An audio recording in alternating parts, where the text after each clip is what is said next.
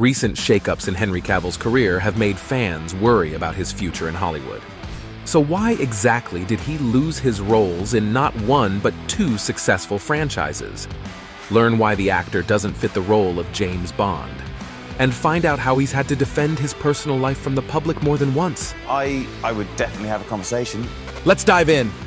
2022 wasn't a great year for Cavill. First, he lost the role in DCEU after James Gunn and Peter Safran decided to recast Superman. The execs explained that they want to focus on a young Clark Kent. In other words, Cavill is too old to play the superhero. In his Instagram post, the actor didn't even try to hide his disappointment. After being told by the studio to announce my return back in October, this news isn't the easiest. But that's life. Next, Cavill revealed that he would be stepping down from his titular role in The Witcher. This was a real shocker, given that Henry is the major draw of the series. He's always been a huge fan of The Witcher.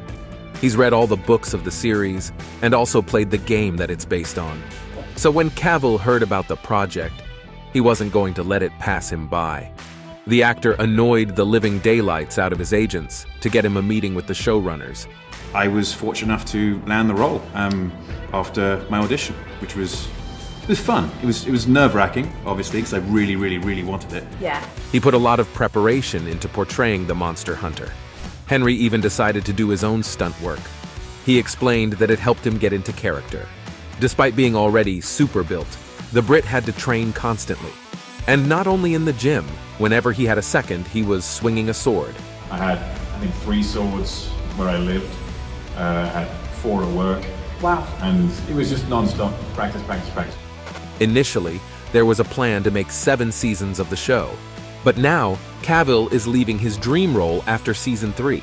He didn't publicly explain his reasons. However, fans believe that Henry disliked the radical shift away from the source material. On top of that, the show's writers allegedly don't enjoy the books or the game and even mocked them. Still, there was a silver lining to Cavill's exit. Now, freed up from his commitments to Superman and The Witcher, he seemed perfect to play the next James Bond. Henry was named the favorite to replace Daniel Craig as the 00 agent, far ahead of Tom Hardy and Idris Elba. Unfortunately, it wasn't for long. It turns out that the Bond producers don't think he's fit for the role, due to the same reason he was axed from the role of Superman. They're looking for a fresh face, and someone in his 30s. Henry has just turned 40. Ironically, he already lost the role of the iconic spy once before because he was dubbed as too young, and that wasn't the only downer of his early career. In the 2000s, Henry Cavill really struggled to get a lead role. Did you know that he was in the running to play Cedric Diggory in Harry Potter and the Goblet of Fire? But Cedric was supposed to be about 17 while Cavill was 20 already. So the gig went to Robert Pattinson and became his major film debut.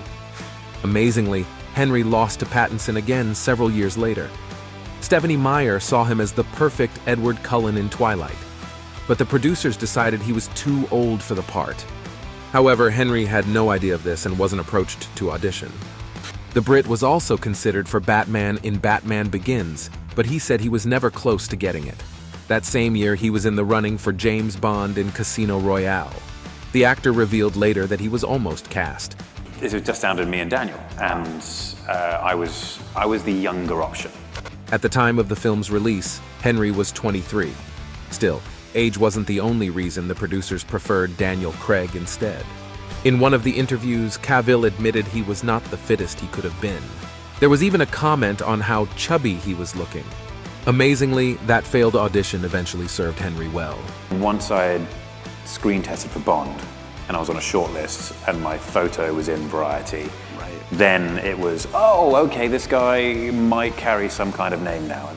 And although Empire magazine deemed him the most unlucky man in Hollywood, the run of bad luck in his career seemed to finally be over, which couldn't be said about Henry's love life. The actor has always stated that he is a family guy, but he has never been married and all his romances have been relatively short-lived. The actor was engaged, though once, to the British show jumping rider Ellen Whitaker. At the time, Henry had just gotten cast as the Man of Steel.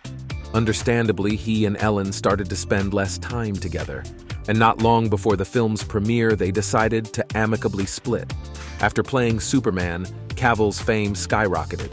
Henry even shared that he wasn't quite ready for it.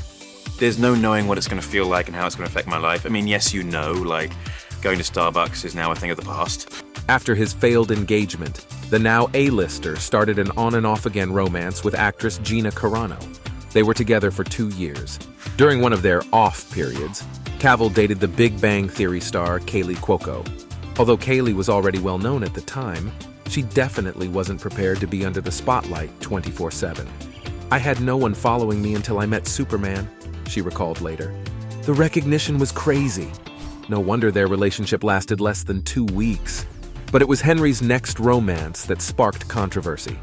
In 2016, Cavill made headlines when he appeared at the Vanity Fair Oscars party with Tara King. He was 33 and his girlfriend was only 19, an age gap many believed inappropriate. Defending his relationship with King, Cavill shared, "People say age is just a number. It's actually a real and true sign of someone's maturity. But in this case, she's fantastic." However, the two split after less than a year together, and that reportedly broke Tara's heart, who believed that Henry was the love of her life. Cavill fell hard once again for a stuntwoman, Lucy Cork, whom he met on the set of Mission Impossible Fallout. But this romance was also short-lived and ended soon after the film's premiere. It seemed like the actor had faced enough disappointment in love, as he was single for 3 years. But now, Henry Cavill has a new lady in his life. Natalie Viscuso is 34, which makes her about 6 years younger than her boyfriend. She has her own established career and is the former vice president of television and digital studios at Legendary Entertainment. In case you don't know, it's one of the production companies behind Cavill's movies Man of Steel and Enola Holmes. A romantic spark first appeared between Henry and Natalie in early 2021. In spring, they went Instagram official when they both posted a sweet photo of themselves playing chess. "Just teaching my dear Henry how to play some chess," or "Maybe he let me win," she wrote at the time. A part of that, the pair mostly kept their relationship private, except one time when the actor had to call out his fans. The actor asked them to curb social animosity towards his new girlfriend. In his Instagram post, he wrote, "I am very happy in love and in life. I'd be enormously grateful if you were happy with me." Last year, Henry and Natalie finally stepped out in public together.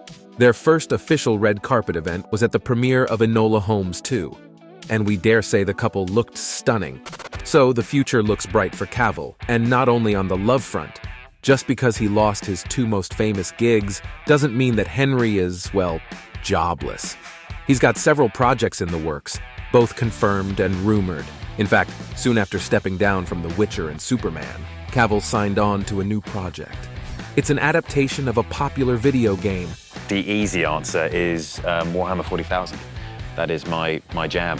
Announcing the deal, the actor revealed, "For 30 years I've dreamt of seeing a Warhammer universe in live action. Now, after 22 years of experience in this industry, I finally feel that I have the skill set and experience to guide a Warhammer cinematic universe into life." And he definitely learned a lesson from his work on The Witcher. This time, Cavill will have a say about the scripts, as he's going to serve as an executive producer of the show. While this project is in the early stages of development, another one is already in post-production. The spy thriller Argylle is slated to come to theaters sometime this year. The details are kept under wraps, as the film is based on a yet unreleased novel. But here's what director Matthew Vaughn shared about Cavill's role. "I needed someone who was born to play Bond, which Henry is, and then nick him before Bond did." Yet another upcoming movie Cavill is working on is The Ministry of Ungentlemanly Warfare. It's a World War II drama directed by Guy Ritchie. And surprisingly, Henry has been confirmed to star in the rom-com The Rosie Project. He will star in the film as Don Tillman, a genetics professor who hasn't had much luck with relationships. So he creates an elaborate questionnaire to find the right partner. Now, let's move on to the rumored projects. Talks about a Highlander reboot have been around for years. Currently, it is in the hands of Chad Stahelski, director of the John Wick's franchise, and Henry Cavill is reportedly in early talks to claim the lead role. After all, he has had plenty of recent sword training thanks to his work on The Witcher. Another long-standing rumor is that Cavill will appear in Season 2 of Loki.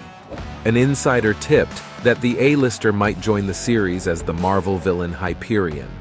And last, but not least, Although the producers of the next James Bond want someone younger and less famous for the titular role, fans believe there's still a place for Cavill in the franchise. He would be a damn good villain. He's already appeared on screen as an outright baddie. His menacing big bad assassin in Mission Impossible Fallout was pretty convincing, and it seems that he had a ball playing the cool bad guy. So, why not go to the next level and become the most loved James Bond villain of all time? Let us know what your thoughts are in the comments. And watch our other videos about your favorite celebs.